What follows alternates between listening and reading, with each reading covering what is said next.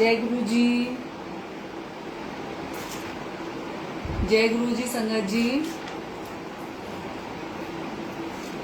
हमारे इतने प्यारे गुरु जी का बहुत बहुत शुक्राना, बहुत बहुत अनंतम अनंतम शुक्राना मेरे मालिक।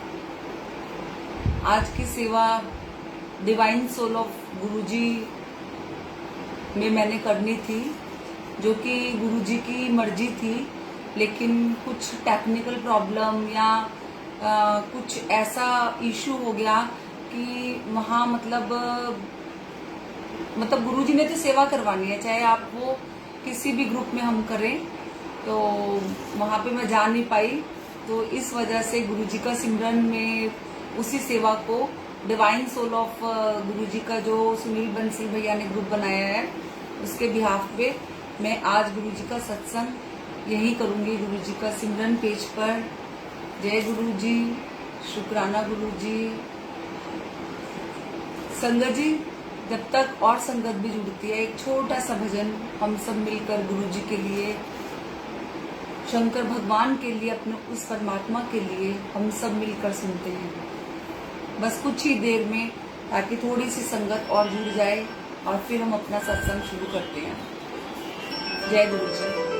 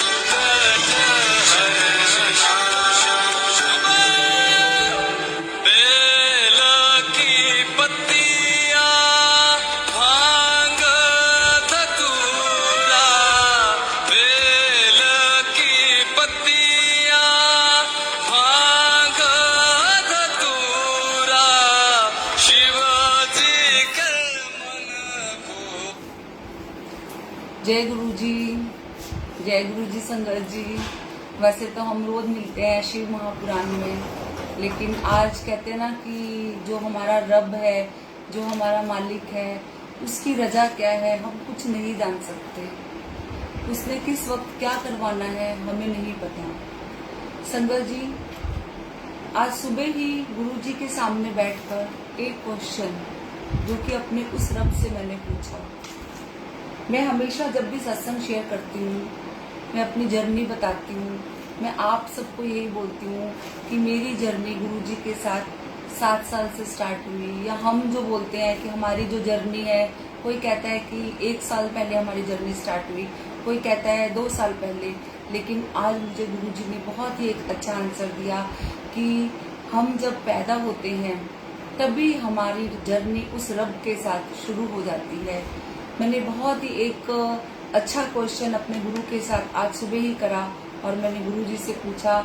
मैं सुखमनी आंटी की जो बुक है उसको मैं रीड कर रही थी और मुझे बहुत ही अच्छी फीलिंग आ रही थी और मन में भाव आ रहे थे कि गुरुजी, सुखमनी आंटी ने आपके साथ जब आप फिजिकल फॉर्म में थे तो आपके साथ बहुत ही अच्छा टाइम जो बिताया, और हम भी थे जब आप छतरपुर मंदिर थे, मैं भी दिल्ली जाती थी, मेरा आपसे मिलना नहीं होता था। मैंने मतलब अपने आप को बहुत गलत वो सोचा कि मैं आपसे मिली नहीं, काश मैं आपसे मिलती। मैं तो दिल्ली हमेशा जाती थी, तो मैं आपसे मिली क्यों नहीं, आप मुझसे क्यों नहीं मिले। लेकिन मेरे उस रब ने मुझे आज बहुत ही अच्छे आंसर दिए। उन्होंने कहा कि मेरा जो गुरुजी के साथ जर्नी है, जब मैं पैदा हुई थी तभी मेरी जर्नी गुरुजी के साथ शुरू हो गई। ये मेरे उस रब को पता है। संगत जी, मैं आप लोग को सबसे पहले आज जो कि मैंने एक अपना सत्संग आप लोग के सामने शेयर नहीं किया, वो मैं आप लोग के सामने शेयर करूंगी। 2000 की बात है, सन 2000, आज से 20 साल पहले मेरे हस्बैंड को गले में प्रॉब्लम हुई और हम आगरा रहते हैं। उस समय मेरे हिसाब से मैं गुरुजी को नहीं मानती थी, लेकिन आज मुझे मेरे गुरु ने बताया कि मैंने तो तेरा हाथ उसी वक्त पकड़ लिया था, सन 2000 में ही। सुबह बैठे बहुत से भाव मन में आ रहे थे, सोच रही थी कि अपनी पुरानी पिछली बातों को याद कर रही थी। और 2000 में मेरे हस्बैंड को गले में कुछ थायराइड, उनकी ग्लैंड जो है वो बढ़ गई थी। तो हमने उस समय आगरा में भी इतना ट्रीटमेंट, ये सिटी स्कैन वगैरह नहीं होते थे, तो उनको खाने में थोड़ी सी, जैसे वो कुछ खाना खाते थे तो उनको खाने में ना जैसे टचिंग फील होती थी, जैसे कुछ जल रहा है उनके गले में। तो हमने यहाँ ENT के बहुत सारे डॉक्टर्स को दिखाया। और मैं बचपन से ही शिव भक्त हूँ या माता रानी को मानती हूँ, तो हर समय मैं सोमवार के व्रत भी रखती थी और अपने उसी शिव के आगे आराधना करती थी कि मेरे पति को कुछ भी ना हो। हमने आगरा में शायद ही कोई ऐसा डॉक्टर होगा जिसको हमने छोड़ा नहीं, हमने हर जगह दिखाया और डॉक्टरों ने सारी तरीके की अपनी जैसे वो जांचें होती हैं जांचें करी और उनकी एक थायराइड ग्लैंड थोड़ी सी बढ़ गई थी, जो कि फिर यहाँ के एक बहुत बेस्ट सर्जन है, उन्होंने उनका गला जब चेक किया और उन्होंने देखते ही बोला कि अब मेरे हिसाब से आप आगरा में इनको मतलब किसी भी डॉक्टर को अब दिखाओ मत, अब इनकी सर्जरी करनी पड़ेगी, जो कि मतलब आप ज़्यादा टाइम मत लीजिए क्योंकि मुझे ये सही नहीं लग रहा है। तो हम लोग गले की सर्जरी से हम बहुत ही घबरा गए। मेरे बच्चे भी उस समय बहुत छोटे थे, बेटा शायद मेरा 4th क्लास में पढ़ता था और बेटी मेरी और छोटी थी, 2nd या 1st या 2nd स्टैंडर्ड में पढ़ती थी। तो हम दिल्ली भी जाना उस समय बहुत ही डर लगता था कि दिल्ली जाएंगे और डॉक्टर मतलब कुछ एडमिट कर लेंगे, हम लोग बहुत घबरा रहे थे।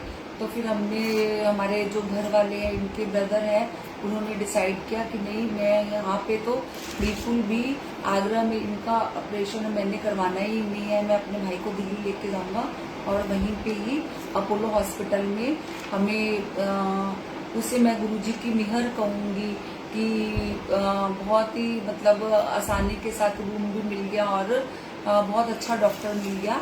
उन्होंने सारी जांच वगैरह की और जबकि गले का ऑपरेशन था और बहुत टाइम लगा और काफ़ी सेंसिटिव ऑपरेशन भी था और ऑपरेशन सक्सेस भी हुआ। उसके बाद थोड़ा ट्रीटमेंट भी चला था, उनकी दवाई वगैरह भी चली थी।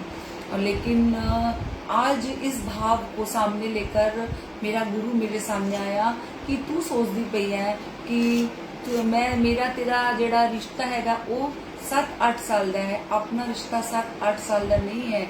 मैं तेनू 2000 ਦੇ ਵਿੱਚ ਹੀ पकड़ लिता सी तेरे हाथ में, तेनू याद नहीं है लेकिन मुझे याद है, ये मेरा रब मुझे आज कह रहा। तो शुक्राना गुरु जी, आपका बहुत बहुत शुक्राना आपने इतने बड़े संकट से हमें टाला। और संगत जी, उस समय जब मैं अपने हस्बैंड को ये साथ दिखाने के लिए जब हम दिल्ली जाते थे आफ्टर सर्जरी, तो मेरी जो सिस्टर इन लॉ है वो बसंत कुंज में रहती है, तो वो हमें माता रानी के मंदिर जो कि छतरपुर में कात्यायनी माता है वहाँ पे लेके जाती थी। और मैं हमेशा उस जगह पे जाके मुझे बहुत ही अच्छा लगता था। वो आज समझ में आ रहा है कि मुझे छतरपुर जाकर अच्छा क्यों लगता था, क्योंकि मुझे अपने गुरुओं की प्रेजेंट, उनकी फीलिंग महसूस होती थी और मेरा बार बार उस जगह पे जाने का मन करता था। और मैं अपने हस्बैंड से पूछती भी थी कि यहाँ बहुत सारे फार्म हाउस वगैरह दिख रहे हैं, यहाँ इसके आगे बहुत मंदिर नजर आते हैं, यहाँ पे क्या है, मुझे जाना है। तो मेरे हस्बैंड कहते थे यहाँ राधा स्वामियों का वो है, ब्यास वाले जो राधा स्वामी महाराज है उनका आगे जाके आश्रम है, हम कभी ना कभी जाएंगे। लेकिन आज समझ में आ रहा है कि मैं वहां जाकर इतनी अट्रैक्ट क्यों होती थी, क्योंकि मेरे रब का बसेरा थोड़ी दूरी आगे जाकर था। कोई बात नहीं, गुरुजी को हम फिजिकल फॉर्म में नहीं मिले, लेकिन मैंने अपने उस रब की मिट्टी को उस समय देखा, वहाँ की जो प्रेजेंस है उसको फील किया, उसको मैं आज भी बैठ के फील कर रही थी। और मुझे बहुत ही अच्छी फीलिंग आ रही थी और समझ में सारी बातें आ रही थी कि गुरुजी हमें नहीं पता कि हमारा रब हमसे कब से जुड़ा हुआ है। और गुरुजी ने ऐसे ही बहुत से चमत्कार हमारी जिंदगी में करे।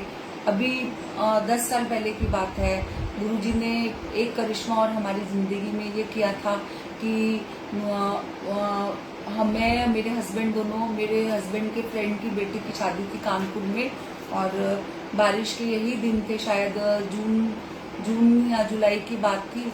तो हमने डिसाइड किया कि हम लोग अपने जो मेरे हस्बैंड हैं उनके फ्रेंड की बेटी की शादी में कानपुर जाएंगे। और मेरे हस्बैंड ही गाड़ी ड्राइव कर रहे थे। हम लोग घर से ठीक ठाक निकले। और मेरी शुरू से आदत है कि मैं जब भी गाड़ी ड्राइव कर रहे होते मेरे हस्बैंड, तो मैं उस समय दुर्गा स्तुति पढ़ती हुई जाती थी कि माता रानी बहुत अच्छे से रास्ता कटे और हम ठीक ठाक अपनी मंजिल में पहुंच जाए। क्योंकि मुझे हमेशा ड्राइविंग में बहुत ही एक ना अनइजीनेस सा फील होता था कि कोई बात नहीं हो और हम लोग अपनी जर्नी ठीक ठाक से करें। लेकिन जब रब हमारे साथ, हमारा गुरु हमारे साथ होता है, तो हमें किसी चीज की भी डरने की बात नहीं होती है। और हम अभी आगरा पार किए हुए हमें अभी सिर्फ 1-1.5 घंटा ही हुआ था कि बारिश बहुत तेज होने लग गई। इतनी तेज बारिश थी कि सामने मतलब वाइपर चलने के बाद भी सामने का रास्ता क्लियर नहीं दिख रहा था, और हाईवे था और बहुत सी गाड़ियां आगे पीछे चल रही थी। और इतने में गाड़ी चलाते चलाते मेरे हस्बैंड बातें कर रहे थे और मेरा ध्यान ज्यादा अपना दुर्गा स्तुति पर था, पर मैं उनकी बातें भी सुन रही थी। तो इतने में क्या हुआ, मेरे हस्बैंड गाड़ी चलाते चलाते एकदम से बोले कि नीलम ब्रेक नहीं लग रही गाड़ी की। तो मैंने सोचा कि मजाक कर रहे हैं मेरे साथ। तो मैंने बोला ब्रेक नहीं लग रही, क्या कह रहे हो, मजाक कर रहे हो क्या? कह रहे नहीं, मेरी तो ब्रेक ही नहीं लग रही, ऐसे लग रहा ब्रेक फेल होगी गाड़ी की। और संगत जी आप मानोगे नहीं, इतनी घबराहट हुई। मैंने इनको बोला कोशिश करो ब्रेक लगाओ। कह रहे कि सामने गाड़ियां जा रही थी। कहते आज तो हम भगवान भी नहीं बचा सकता, बहुत बुरा वाला एक्सीडेंट होगा हम दोनों का। और संगत जी बस एक सामने ऐसी चीज देख के मन में बहुत घबराहट पैदा होती है। तो घबराहट तो बहुत हुई, और लेकिन भगवान को याद करते रहे, अपने उस भोले बाबा को मैं याद करती रही। और मेरे हस्बैंड को अचानक लेफ्ट साइड पे एक कच्चा रास्ता नजर आया, और उनके दिमाग में क्या आया, उन्होंने ये नहीं देखा कि वो रास्ता पूरा नीचे उसके पूरे ऐसे पूरे एक ढलान से जा रही थी। मेरे हस्बैंड को नहीं पता कि ये जो ढलान है ये सुरंग है या क्या है। उन्होंने सामने वाली जो गाड़ी है उसको बचाने के चक्कर में लेफ्ट साइड पे गाड़ी जो है वो अपनी मोड़ दी, और गाड़ी एकदम से नीचे नीचे नीचे नीचे संगत जी जा रही है। मैंने और मेरे हस्बैंड ने दोनों ने एक दूसरे के हाथ पकड़ लिए और हमने कहा कि अब लगता है कि जिंदगी अब हमें दोबारा नहीं मिलेगी, अब ये हमारा मतलब लास्ट डे ऑफ द मतलब लाइफ का है हमारा, बस अब हम दोनों गए।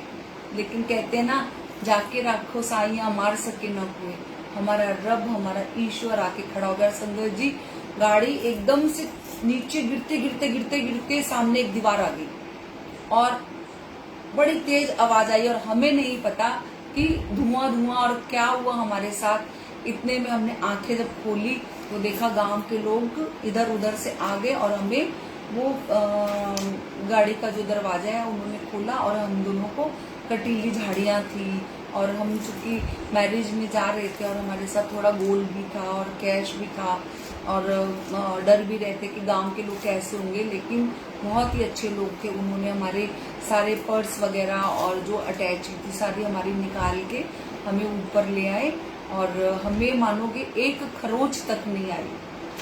तो ये जो बातें जो मुझे आज याद आई, तो ये गुरुजी के साथ जब मैं बैठी हुई थी संगत जी, तब मेरे को गुरुजी ने एहसास दिलाया, क्योंकि मैं सुखिया आंटी की जो बुक पढ़ रही थी और मैं जो इस चीज को फील कर रही थी कि गुरुजी मैंने आपको नहीं देखा, तो गुरुजी ने मुझे एहसास दिलाया कि तूने नहीं देखा लेकिन मैं तेरे साथ था, मैं तेरे साथ था। हम कभी कभी अपने उस परमात्मा पे शक करते हैं, लेकिन पता नहीं हमारा कितने जन्मों का पुराना पुराना रिश्ता है अपने उस रब से, उस परमात्मा से। जब हम बैठ के याद करते हैं तो हमें पता चलता है कि हमारी झोली में पता नहीं कितने कांटे हैं, इतने कांटे उस रब ने पता नहीं कब कब से निकाले हैं, क्योंकि हमें याद भी नहीं है। अब धीरे धीरे हम जब याद कर रहे हैं तो हमें वो चीजें याद आती हैं। तो संगत जी ये तो 2 घटनाएं थी जो गुरुजी ने बहुत ही ब्लेसिंग्स दी, मेरे हस्बैंड को ब्लेसिंग्स दी, मेरे को लाइफ की ब्लेसिंग्स दी और घर हम ठीक ठाक आ गए, सब खुश हो गए। गाड़ी में चोटें लगी थी, चलो गाड़ी के ऊपर आ गई, लेकिन हमारी जिंदगियां बच गई थी और हम घर सही सलामत आ गए थे। और हमारे गुरुजी की जो कृपा है वो इतनी ज़्यादा मेहरबान होती है कि हमें भी नहीं पता होता कि उस रब की हमारे ऊपर कितनी मेहरबानियां हैं।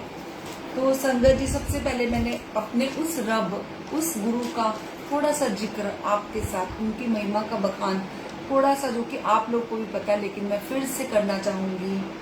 गुरु जी के जीवन के बारे में मैं आपको फिर से कुछ बातें बताना चाहूंगी कि गुरु जी का जन्म, जैसा कि हम सबको पता है, जालंधर में डुगरी पिंड और जिला मलेरकोटला में हुआ था और उनका जन्म बहुत सांसारिक परिवार में हुआ था। उनके जो माता पिता बहुत ही सांसारिक और व्यवहारिक माता पिता थे। उनका जन्म हम सबको पता है 7 जुलाई 1953 में हुआ था।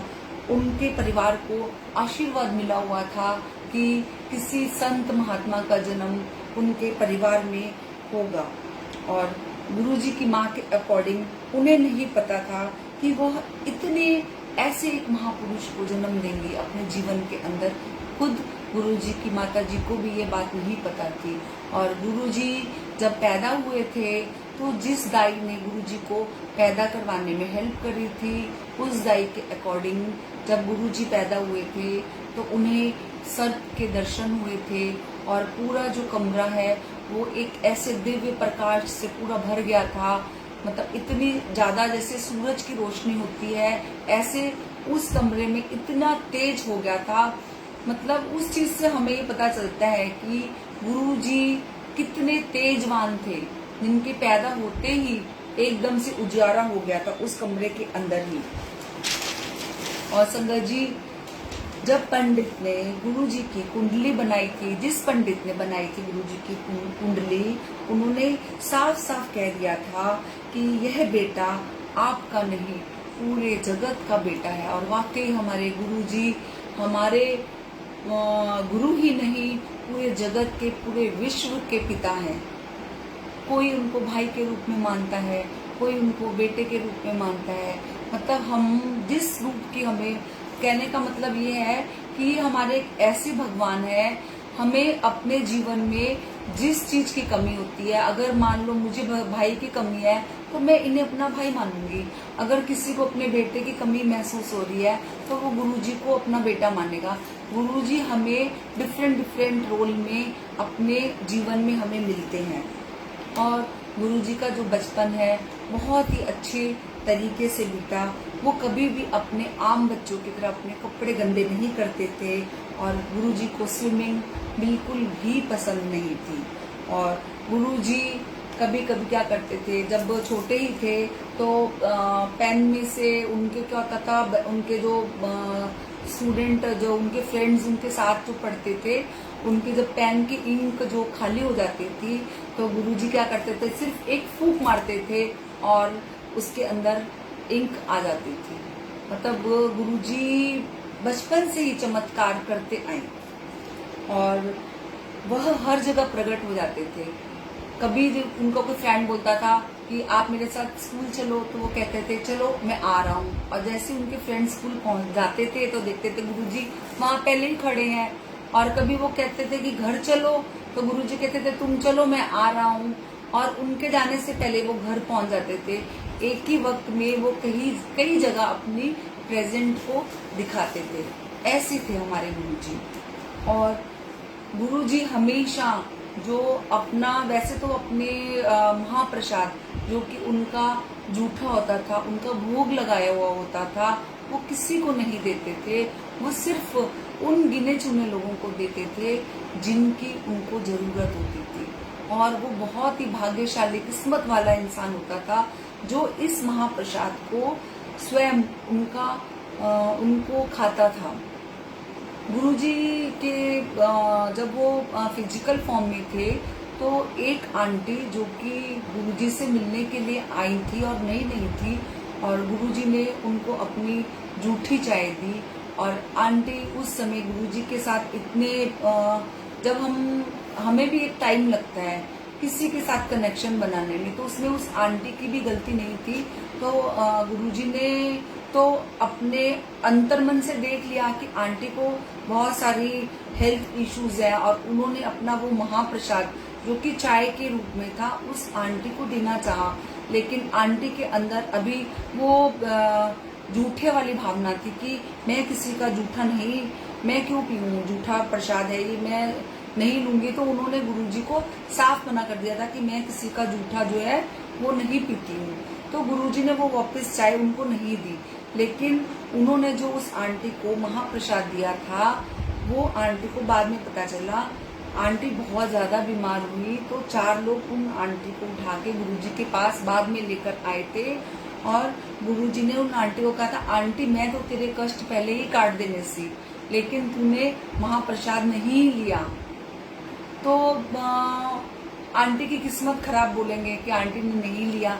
लेकिन हमारे गुरु बहुत ही अंतर्यामी थे और अभी भी हैं।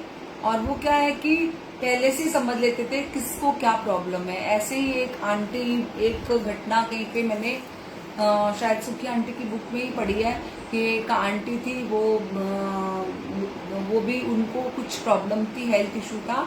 तो वो गुरुजी से मिलने के लिए आई, तो गुरुजी ने उनको 3 रोटियां जो कि लंगर प्रसाद में दी। तो आंटी ने क्या किया, 2 रोटी तो खा ली और 1 रोटी चुपचाप अपने पर्स में डाल ली कि ये यहाँ कौन देख रहा है, इसे घर ले जाऊंगी। तो दूसरे दिन जब आंटी वापस आई तो गुरुजी ने उनसे पूछा कि आंटी तेरी बीमारी दूर हो गई? तो आंटी ने कहा गुरुजी 80% तो दूर हो गई है, 20% रह गई है। तो तू जो प्रसाद ले गई थी वो तूने यहाँ क्यों नहीं खाया? मतलब गुरुजी को सब पता। हम गुरुजी से हम कोई चीज हम छिपा नहीं सकते, कुछ भी। हम चाहे हम मन में सोचेंगे कि किसी को पता नहीं चले, लेकिन हमारा गुरु हमारी हर चीज, मतलब एक सीसीटीवी कैमरा जो है ना गुरु का हमारे ऊपर लगा हुआ है, चाहे हम कुछ गलत करें या अच्छा करें। संगत जी, और एक बात ये भी बताना चाहूंगी कि देखिए हम गुरुजी को मानते हैं, गुरुजी की पूजा करते हैं। ये हम किसी को जग दिखावे के लिए नहीं करते। और हमें अगर कोई ऊंची अवस्था देनी है तो हमारे गुरु ने देनी है, हमें लोगों ने नहीं देनी। लोगों की दी हुई अवस्था ऊंची अवस्था नहीं होती है। तो जो हमारा जो गुरु जो अवस्था में हमें लेके जाएगा वही अवस्था हमारे लिए अच्छी कहलाई जाएगी, ना कि लोगों के द्वारा दी हुई। लोग तो हमें कुछ भी अच्छा भी कहेंगे, बुरा भी कहेंगे, हमें उन बातों पे नहीं जाना। हमें हमेशा अपनी गुरु भक्ति पर ध्यान देना है, गुरु की महिमा पे ध्यान देना है। इधर उधर की जो आजकल इतनी कंट्रोवर्सी चल रही है, उन बातों पे ध्यान नहीं देना है। अगर हम उन सब बातों पे ध्यान देंगे तो हम तो फिर वही अपनी लाइफ में आगे ना, जिस लाइफ को हम थोड़ी देर के लिए भूलना चाहते हैं, और अगर हम वही हमारे अंदर हम फोन पे निंदा चुगली और ये सब करने बैठ जाए तो संगत जी मेरे हिसाब से हम अपने कर्म गलत करेंगे, और जिनकी हम निंदा चुगली करेंगे उनके कर्म और काटेंगे। तो हमें इन चीजों पे ध्यान बिल्कुल भी नहीं देना है, और हमें अपनी जो गुरु ने हमें जो एक, हम अभी इस समय मेरे हिसाब से हम एक पढ़ाई कर रहे हैं। मैं अपने आप को ये सोचती हूँ कि मेरे को गुरु मेरा पढ़ा रहा है, तो मुझे अपनी हर पढ़ाई पे पास होना है, ना कि मुझे इधर उधर की बातें, इस आंटी ने क्या किया, उस आंटी ने क्या किया, तो इससे हम क्या है, गलत रास्ते में भटकेंगे। हमें गलत रास्ते में बिल्कुल नहीं जाना, और अगर कोई जा रहा है तो उसको मना भी करना है, क्योंकि वो गुरु संगत है। देखो हमें अगर हमारा गुरु ना बहुत ऊंची अवस्था में पहुंचा देता है ना, तो वो बहुत नीची अवस्था में भी लेके आ जाता है, क्योंकि गुरु के हाथ में हमारी बागडोर है, हमारे हाथ में नहीं है। वो चाहे तो पल में हमें राजा बना देगा, पल में हमें रंक बना देगा। तो हमें कभी भी ऐसे रास्ते को बिल्कुल भी अपनाना नहीं है जो कि गलत है। गलत का साथ नहीं देना, गलत रास्ते पे बिल्कुल नहीं जाना। हम सही तो बिल्कुल अपनी उस चीज को हमने पूरा करना है। और संगत जी, गुरुजी ने जब गुरुजी फिजिकल फॉर्म में थे तो गुरुजी ने डेज बताए थे कि मंडे, ट्यूसडे, वेडनेसडे, जो कि प्रिया आंटी ने भी एक बार शेयर किया था, पर फिर भी मैं आपसे आज शेयर करना चाहूंगी कि गुरुजी कहते थे मंडे को सफेद रंग के कपड़े पहनो और हमेशा रोज खीर बनाकर खाया करो। तो कोशिश करिए मंडे को सफेद रंग के कपड़े पहने और खीर बनाकर गुरुजी को भी भोग लगाएं और अपने परिवार में भी खाएं। ट्यूसडे को ब्लू रंग के कपड़े पहने और काले चने बनाएं। हो सकता है ये सब चीजें अगर हम फॉलो करें तो हम बहुत अच्छे, हमें ब्लेसिंग्स मिले गुरुजी की, क्योंकि जो गुरुजी की बनाई हुई चीजों पे तो हमें जो उन्होंने बताई है उसको हमें धीरे धीरे फॉलो करना चाहिए। और वेडनेसडे को ग्रीन कलर का कपड़ा पहनना चाहिए और हरी साबुत मूंग की दाल किसी भी फॉर्म में हमें खाने चाहिए। थर्सडे को येलो कपड़ा पहनना चाहिए और कढ़ी बनानी चाहिए। संगत जी, आज हमने भी पीली येलो चीज बनाई है।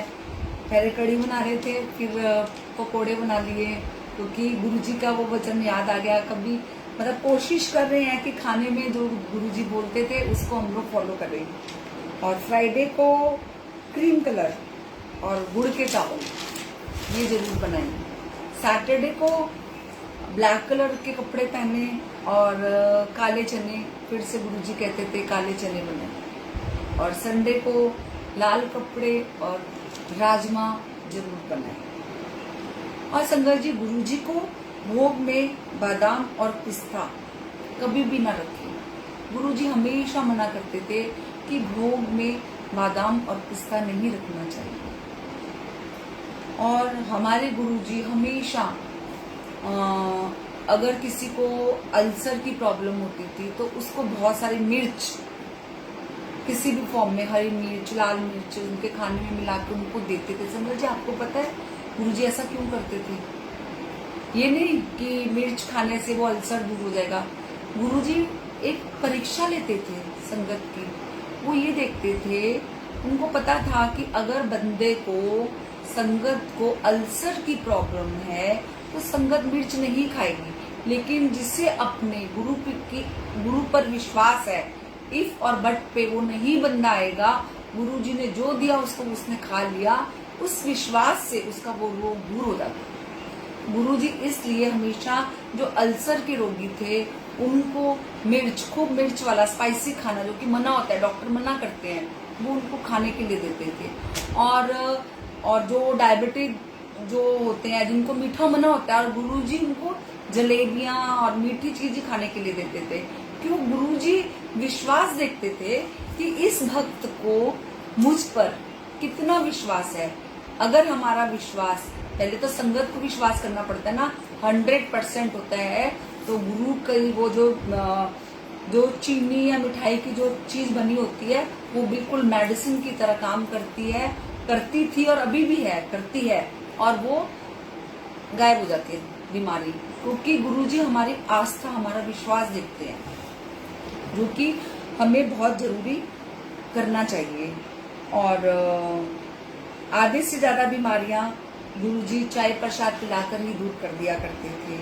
गुरुजी को बहुत अच्छे अच्छे कपड़े, बहुत ही लाजवाब कपड़े पहनने पसंद थे, सिल्क के कपड़े पहनते थे और हमेशा जच के रहते थे। और उनकी हम किसी भी स्वरूप में देखिए, उनके हम ड्रेसेस देखते हैं, कितनी सुंदर होती हैं, एकदम मैचिंग के जूते और मैचिंग के और सिल्क के, बहुत बढ़िया बढ़िया। हमारे गुरु महाराज इतने सुंदर खुद और इतने सुंदर सुंदर कपड़े पहनते थे, जो कि उनको बहुत ही शौक था। और संगत जी, गुरु जी अपने कपड़े हमेशा ड्राई क्लीन करवाते थे और अच्छे से प्रेस धुलवा के, ड्राई क्लीन करवा के, प्रेस करवा के उसको बकायदा पूरी अलमारी में हैंगर में टांग के रखवाते थे। उन्होंने कई लोगों को शिव का रूप, हमारे गुरुजी ने बहुत से अपने भक्तों को, जब वो फिजिकल फॉर्म में थे, शिव का रूप भी दिखाया। साक्षात शिव का रूप उन्होंने अपने अंदर दिखाया था। और कई भक्तों को उन्होंने 10 जो गुरु हैं, जो सिख धर्म के 10 गुरु हैं, उनके रूप भी गुरुजी ने दिखाए। कहने का मतलब ये था कि गुरुजी अपने, मतलब एक हमारा गुरु सारे भगवान को अपने अंदर रखता है। ये ऐसे गुरु हैं जिनके अंदर सारे भगवान हैं। 10 गुरु भी हैं, सारी माता, शिव, कृष्ण भगवान, इन साई बाबा, मतलब हमें सारे रूप अपने इस अकेले गुरु में दिखते हैं। और गुरुजी हमेशा शिव पुराण पढ़ने के लिए कहा करते थे और कहते थे कि माड़ा टाइम आएगा, शिव पुराण जो है इसे पढ़ना, और 3 बार जब हम शिव पुराण पढ़ेंगे तो हमें समझ नहीं आएगी, 4थी बार ही समझ में आएगी। और संगत जी देख लीजिए, अभी 3रा राउंड चल रहा है शिव पुराण का। बहुत सी संगत जो इकट्ठी होती हैं, जब हम सब 4थे राउंड में आएंगे तो हमें धीरे धीरे शिव पुराण समझ में आने लग जाएगी। और संगत जी, एक बहुत ही अच्छा क्वेश्चन सुबह मैंने अपनी एक गुरु संगत से पूछा कि कभी कभी हमारा मन नहीं लगता, कनेक्शन नहीं बैठता। हो सकता है आप लोग में से भी किसी का कनेक्शन नहीं बैठता हो, तो हम आंखें बंद करके बैठ जाते हैं अपने गुरु की भक्ति में लीन होकर, लेकिन जो हमारा दिमाग है वो हमारे फैमिली के अंदर घूमता है कि बाहर क्या हो रहा होगा। कनेक्शन जो है वो हम ठीक से नहीं बैठा पाते। तो उस कनेक्शन को ठीक से बैठाने के लिए हमें, वो ठीक से तब बैठेगा, हम गुरु से बख्शीश मांगेंगे, गुरु से रहमत मांगेंगे। हम हर रोज गुरु से बख्शीश मांगे कि गुरुजी हमें बख्शीश दो कि हमारा कनेक्शन जो है आपके साथ पूरा बैठे। जब हम आपके पास बैठे तो हमारा ध्यान इधर उधर कहीं ना भटके। जब हम रोज अपने गुरु से इस बख्शीश को मांगेंगे ना, तो हमारा जो कनेक्शन है वो बहुत ऐसे पूरा मजबूत होता चला जाएगा। लेकिन हमें बख्शीश मांगनी है अपने गुरु से। बिना बख्शीश मांगे हमारा जो कनेक्शन है अपने गुरुओं के प्रति पक्का नहीं हो पाएगा। इसके लिए वक्त लगेगा, क्योंकि ये एक सुबह ही मैंने एक मेरे मन में क्वेश्चन आ रहा था, तो मैंने एक संगत है उनसे पूछा, मैं अब नाम नहीं बताऊंगी, तो उन्होंने बोला कि आंटी आप बख्शीश मांगो, डेली बख्शीश मांगो।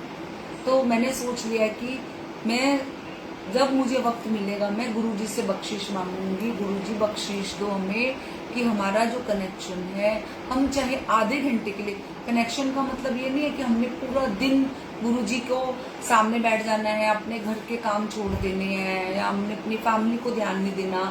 हम अगर सिर्फ 15 मिनट के लिए भी गुरु जी के पास बैठते हैं, हम हो और हमारा गुरु हो, बीच में कोई ना हो, इसके लिए हमें बख्शीश मांगनी पड़ेगी। संगत जी, बस आप खाना बनाते हुए बख्शीश मांगो कि गुरु जी हमें बख्शीश दो कि हमारा डायरेक्ट कनेक्शन आपसे जुड़े, तीसरा कोई ना बीच में हो।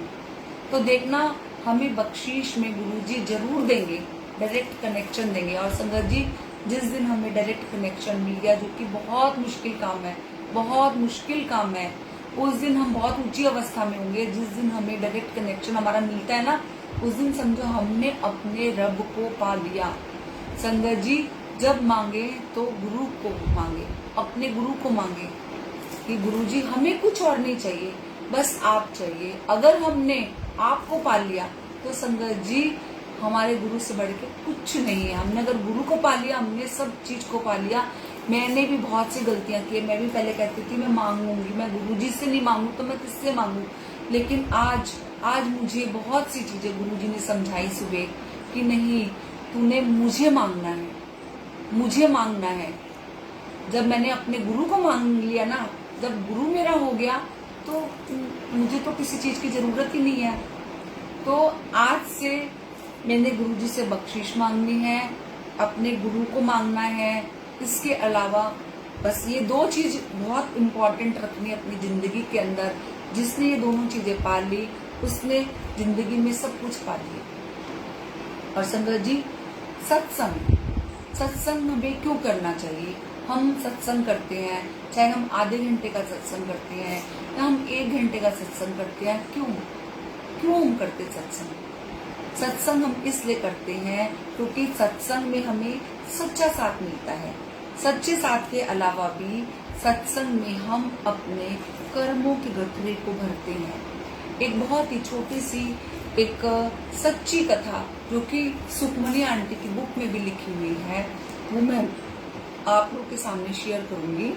कि एक बहुत ही अमीर इंसान होता है और वो ट्रेन से प्लेटफॉर्म में, रेलवे स्टेशन में ट्रेन रुकती है और वो उसके हाथ में सिर्फ एक अटैची होती है। क्योंकि वो बहुत अमीर होता है और उससे एक अपनी अटैची भी नहीं उठाई जाती, तो वो एक इधर उधर कुली को ढूंढता है। तो एक बुढ़ा बहुत गरीब एक व्यक्ति आता है उसके सामने और वो कहता है कि आपकी सेठ जी, आपकी अटैची को मैं उठा देता हूँ, इसके बदले में आपने जो भी आपने देना होगा मुझे दे दीजिएगा ताकि मेरा पेट भर जाएगा। चलिए मैं आपकी अटैची को बाहर आपकी गाड़ी तक छोड़ देता हूँ। सेठ जी कहते हैं कि चलो, नहीं, सॉरी संगत जी, मुझसे गलती हो गई। सेठ जी को एक बुजुर्ग व्यक्ति नजर आता है और सेठ जी उस बुजुर्ग व्यक्ति को आवाज मारते हैं और कहते हैं कि मेरी अटैची को उठा के मेरी गाड़ी तक ले चलो। तो बुजुर्ग व्यक्ति कहता है कि मैं आपकी अटैची को आपकी गाड़ी तक ले जाऊंगा, लेकिन उसके बदले में आपको मुझे कुछ देना पड़ेगा। तो सेठ जी कहते हैं कि बताओ तुम मुझसे क्या। वो सेठ यही सोचता है कि मुझसे पैसे मांगेगा, तो इसके बदले में आप बाबा आप मुझसे क्या चाहते हो? तो बाबा कहते हैं इसके बदले आप उतनी देर मुझसे सिर्फ सत्संग सुनना और आप अपना मुंह बंद रखना। मैं आपको सत्संग सुनाऊंगा और आप अपना मुंह बंद रखोगे। सेठ कहता ठीक है।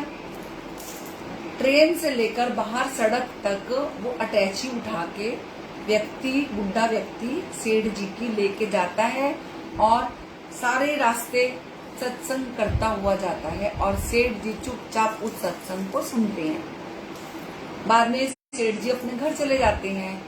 थोड़े ही टाइम के बाद वो बुढ़ा व्यक्ति फिर सेठ जी से मिलता है और कहता है कि नहीं, जब वो सेठ जी गाड़ी में बैठने लगते हैं तो वो बुढ़ा व्यक्ति कहता है कि सेठ जी, ये आज का दिन आपकी जिंदगी का लास्ट दिन है, अब आप मर जाओगे।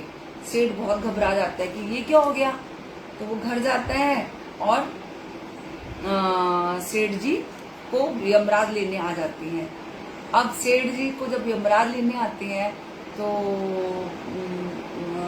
वो बुढ़े व्यक्ति ने पहले ही सेठ जी से कह दिया होता है कि सेठ जी, जब यमराज आपको लेने आए अब वो आपसे पूछेंगे कि आपने स्वर्ग जाना या नर्क, तो स्वर्ग में आपको सिर्फ 4 घंटे वो लोग रखेंगे, तो आप स्वर्ग में ही पहले जाना, नर्क में ना जाना पहले। तो सेठ कहता है ठीक है।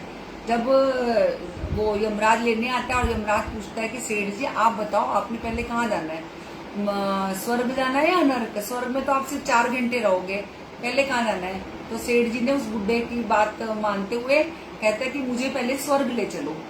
तो उनको स्वर्ग ले जाते हैं। वहां स्वर्ग में जब सेठ पहुंचता है देखता है कि बहुत ही यहाँ का एनवायरनमेंट बहुत अच्छा है और खाने को बहुत अच्छी चीजें मिल रही हैं और पूजा चल रही, पाठ चल रही है, बहुत अच्छे अच्छे लोग हैं। और बगल में नर्क के उसमें से इतनी आवाजें, रोने चिल्लाने की आवाजें आ रही हैं, लोगों को खाना नहीं मिल रहा होगा इसलिए लोग रो रहे होंगे और बहुत सी यातनाएं दे रहे हैं क्योंकि उन्होंने गलत काम किए होते हैं। तो अब सेठ सोचता है कि 4 घंटे तो बीत गए, अब मुझे ये लोग नर्क में ले जाएंगे। लेकिन फिर वहां उनको जो यमराज है वो बताता है कि जब आप स्वर्ग में आ गए हो तो नर्क वालों को हिम्मत नहीं है कि वो आपको यहाँ से अब वहां ले चले, अब आप यहीं रहोगे। मतलब जो उन्होंने आधे घंटे का सत्संग सुना था उसके बिहाफ में उन्हें स्वर्ग मिला। तो सत्संग सुनने से हमें हमारे कर्म अच्छे होते हैं। अगर हमने जो पिछली जिंदगी में गलत काम किए भी है ना वो भी हमारे सुधर जाएंगे और हमें आगे जाके मोक्ष की प्राप्ति होगी।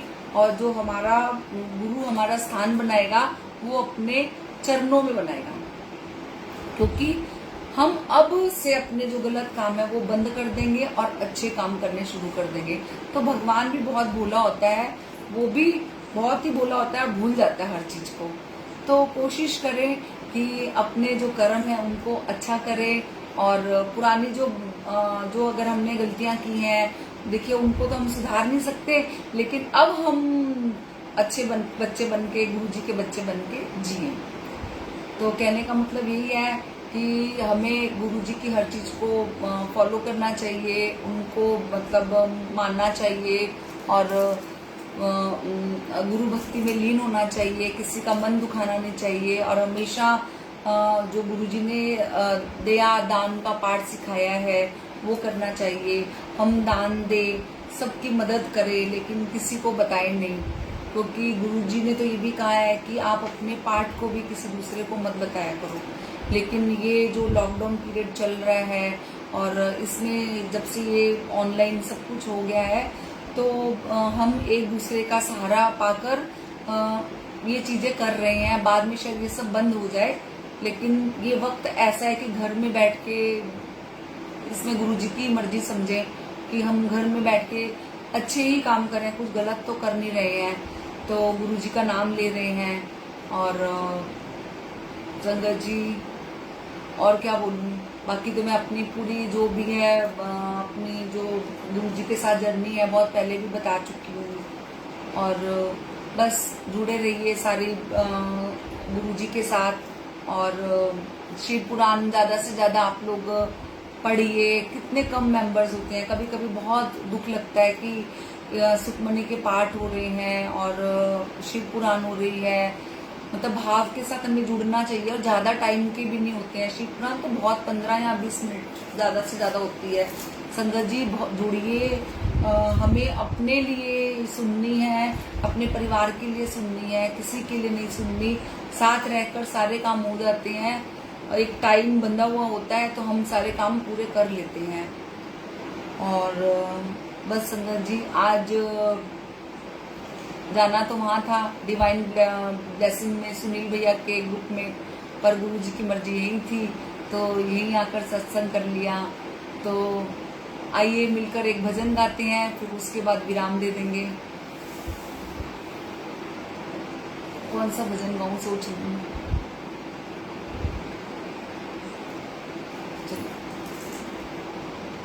जय गुरु जी। सतगुरु मेरे कलम हाथ तेरे, कलम हाथ तेरे, तू सोने सोने लेख लिख दे।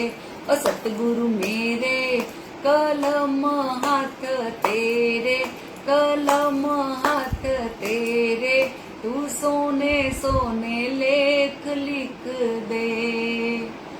हत्था च लिख दे सेवा गुरां दी, हत्था च लिख दे सेवा गुरां दी, सेवा गुरां दी, सेवा संतां दी, ओ सेवा कर दी कदे भी ना थका, कदे भी ना अक्का। तू सोने सोने लेख लिख दे, ओ सतगुरु मेरे कलम हाथ तेरे, कलम हाथ तेरे। तू सोने सोने लेख लिख दे, पैरां च लिख दे सतसंग जाना, पैरां च लिख दे सतसंग जाना, सतसंग जाना, सतसंग जाना। ओ सतसंग जांदी कदे भी ना थका, कदे भी ना अक्का। तू सोने सोने लेख लिख दे, सतगुरु मेरे कलम हाथ तेरे, कलम हाथ तेरे। तू सोने सोने लेख लिख दे, अखां च लिख दे दर्शन गुरां दा, अखां च लिख दे दर्शन गुरां दा, दर्शन गुरां दा, दर्शन गुरां दा। ओ दर्शन कर दी कदे भी ना थका, कदे भी ना अक्का। तू सोने सोने लेख लिख दे, ओ सतगुरु मेरे कलम हाथ तेरे, कलम हाथ तेरे। तू सोने सोने लेख लिख दे, सासां च लिख दे सिमरन गुरां दा, सासां च लिख दे सिमरन गुरां दा, सिमरन गुरां दा, सिमरन संतां दा। सिमरन कर दी कदे भी ना थका, कदे भी ना अक्का। तू सोने सोने लेख लिख दे, सतगुरु मेरे कलम हाथ तेरे, कलम हाथ तेरे। तू सोने सोने लेख लिख दे। जय गुरु जी, शुक्राना गुरु जी, भूल चुक माफ गुरु जी, सॉरी गुरु जी, नादान बच्चे हैं गुरु जी, कुछ भी गलती होगी तो माफ करना। और इतनी प्यारी संगत का बहुत बहुत शुक्राना जो बड़े भाव के साथ जुड़ती है, क्योंकि संगत भी गुरुजी ने ही भेजी है, गुरुजी ने ही बनाई है, संगत में ही गुरु है।